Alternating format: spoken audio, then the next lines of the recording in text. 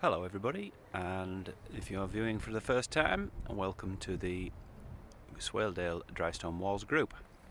My name's Rod, and today I am building a wall just outside the village of Mask, near Richmond in North Yorkshire. It's a wall that was a gateway, and the customer has asked if I could wall the gateway up. So obviously, with it being a gate, there was no stone here, so the customer has brought me some stone of various types, some good stone, some not so good stone. So we'll have a look and show you what I'm doing. So here we are at the gateway.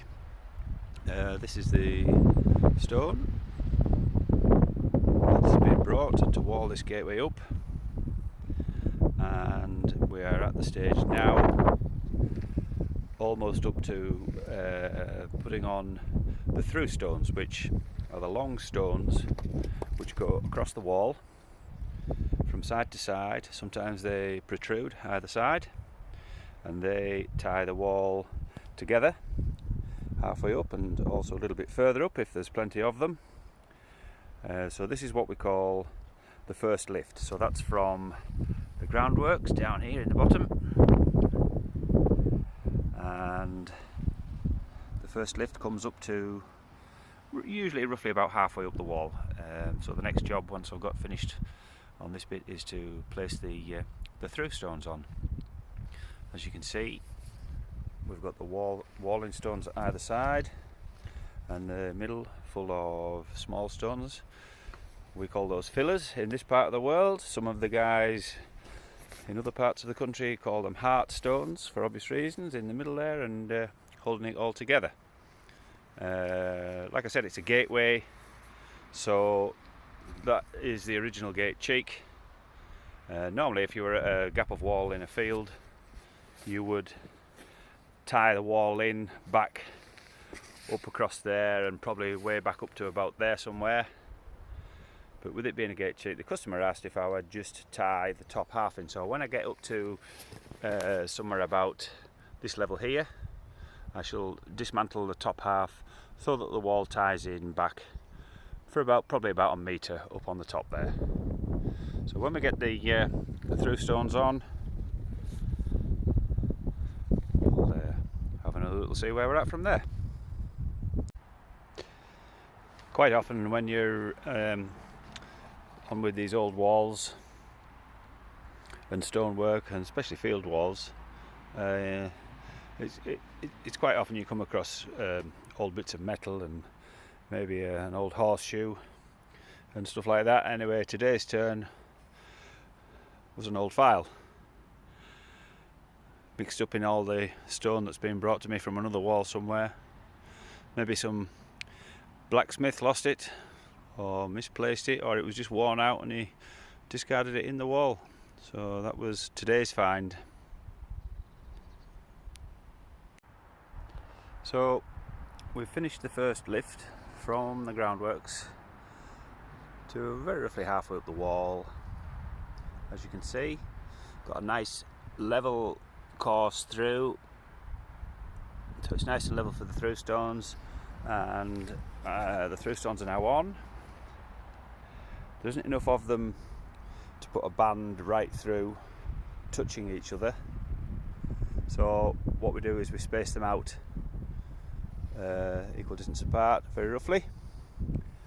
Some of them are a little bit ugly, you might say, not quite as nice as the rest of the stone I've been using, but as a lot of these dry stone walling guys will tell you, you can only wall with what you've got. So those are the stones we had, and those are what we've put on, and we'll just have to work them in with the next course and get walled up to them as tight as we can. We've now reached the height that this particular wall is going to go to. As you can see, we've tied in to the original gate cheek from halfway up, which was what the customer asked us to do. Tied that back there somewhere. The second lift from the through stones, which are these ones that are protruding slightly here and here, and the big one at the end. And now we're at the stage where we're placing on the top throughs, which bind the wall together at the top. So we'll try and get a row of those in all the way along the top, and sit the top stones on top of those. Some of these big through stones we have left aren't very pretty, but like I said before, we can only wall with what we have. So we'll get those on and have a look, see what it's like when we finish. And here we are with all the top stones on. It's always important to get a line along the top to wall your top stones up to, because the wall, any gap, anywhere that you repair, always looks its best if you put a level top on it, because you stand away from it and the first thing that catches your eye on the horizon is the top of the wall. So it's always best to have it nice and level with a line on. So there we are, about done. Just a couple of little pointers here. You'll see it looks here like we've got running joints. Well, we have got running joints, but the reason for that is because that's a through stone and that's a through stone, and in between the through stones I like to get level to the top of the through stones again. So consequently the through stones don't have a step on them, so you can't wall onto them, so you do have to have a little bit of a running joint there. But apart from that, yep, doesn't look so bad. So for those of you who are watching on the Swaledale Dry Stone Wall Facebook group, thank you very much for taking the time to watch.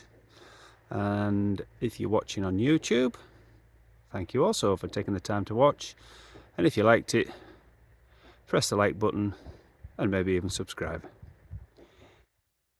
Just a big jigsaw puzzle, really. Bye for now.